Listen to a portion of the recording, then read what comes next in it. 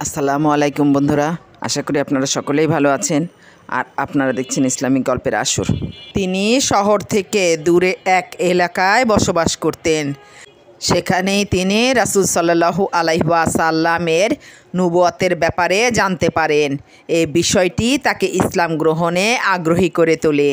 তার ইসলাম গ্রহণের ঘটনা বুখারী শরীফে বিস্তারিত তুলে ধরা হয়েছে।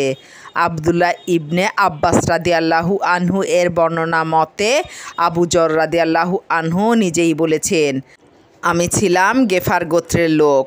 আমি শুনতে পেলাম যে মক্কায় এমন এক ব্যক্তির আবির্ভাব হয়েছে যিনি নিজেকে নবী বলে দাবি করেছেন। এ খবর শুনে আমি আমার ভাইকে পাঠালাম। তাকে বলে দিলাম, তুমি সেই ব্যক্তির সঙ্গে দেখা করে আমাকে এসে তার বিষয়ে বিস্তারিত জানাবে। আমার ভাই মক্কা থেকে ফিরে এসে আমাকে জানালো, আমি মক্কার এমন একজন ব্যক্তিকে দেখেছি যিনি সৎ কাজের আদেশ করেন, অসৎ কাজ থেকে বিরত রাখেন। তার খবরে আমি স্বস্তি পেলাম না। আমি নিজেই কিছু পাথেয় নিয়ে মক্কায় চলে গেলাম, কিন্তু সেখানে গিয়ে রাসূল সাল্লাল্লাহু আলাইহি ওয়াসাল্লামকে চিনতে পারলাম না। কারো কাছে জিজ্ঞেস করারও সাহস পেলাম না। জমজমের পানি পান করে মসজিদুল হারামে বসে রইলাম। আমাকে দেখে আলী রাদিয়াল্লাহু আনহু বললেন, আপনাকে অচেনা মনে হচ্ছে। আমি বললাম, জি হ্যাঁ। তিনি আমাকে মেহমান বানিয়ে তার বাড়িতে নিয়ে গেলেন, কিন্তু মক্কায় আসার কারণ সম্পর্কে কিছু জানতে চাইলেন না। আমি কিছু বললাম না। পরদিন সকালে আবারও মসজিদুল হারামে গেলাম। ভেবেছিলাম রাসূল সাল্লাল্লাহু আলাইহি ওয়াসাল্লামের সঙ্গে দেখা হবে অথবা কাউকে জিজ্ঞাসা করে তার সম্পর্কে জেনে নেব, কিন্তু কেউ আমাকে তার সম্পর্কে জানালো না। সন্ধ্যায় আবার আলী রাদিয়াল্লাহু আনহু এর সঙ্গে দেখা হলো। আমি আমার কাঙ্ক্ষিত ঠিকানা খুঁজে পাইনি ভেবে তিনি আমাকে আবারও তার বাড়িতে নিয়ে গেলেন। তবে সেদিন তিনি আমার কাছে মক্কায় আসার কারণ সম্পর্কে জানতে চাইলেন। আমি তাকে বললাম, আপনি যদি কথাটা গোপন রাখেন তাহলে আমি বলতে পারি।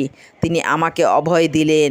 আমি তাকে বললাম, আমি জানতে পেরেছি মক্কায় এক ব্যক্তি নিজেকে নবী দাবি করেছেন। আমি আমার ভাইকে তার সম্পর্কে জানতে পাঠিয়েছিলাম, কিন্তু সে বিস্তারিত কিছু জানতে পারেনি, তাই আমি নিজেই চলে এসেছি। সব শুনে আলী রাদিয়াল্লাহু আনহু বললেন, আপনি ঠিক জায়গাতেই এসেছেন। চলুন আমার সঙ্গে। আমি যেখানে প্রবেশ করব আপনি সেখানে প্রবেশ করবেন। যাওয়ার পথে কেউ আমাদের সন্দেহ করছে এমন আশঙ্কা হলে আমি আশেপাশের কোনো দোকানের পাশে গিয়ে জুতা ঠিক করার ভান করব। তখন আপনি নিজের মতো করে পথ চলবেন। এরপর আমি আলী রাদিয়াল্লাহু আনহু এর সঙ্গে রাসূল সাল্লাল্লাহু আলাইহি ওয়াসাল্লামের কাছে গেলাম। রাসূল সাল্লাল্লাহু আলাইহি ওয়াসাল্লামের কাছে গিয়ে আমি ইসলাম গ্রহণের আগ্রহ প্রকাশ করলাম। তিনি আমার সামনে ইসলাম উপস্থাপন করলেন। আমি ইসলাম গ্রহণ করে মুসলমান হয়ে গেলাম।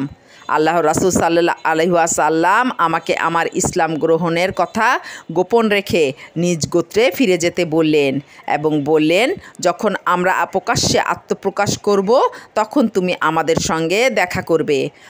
আমি আল্লাহর রাসূল সাল্লাল্লাহু আলাইহি ওয়াসাল্লামকে বললাম, সেই সত্তার শপথ যিনি আমাকে সত্যসহ প্রেরণ করেছেন, আমি কাফেরদের সামনে প্রকাশ্যে আমার ইসলাম গ্রহণের ঘোষণা করব।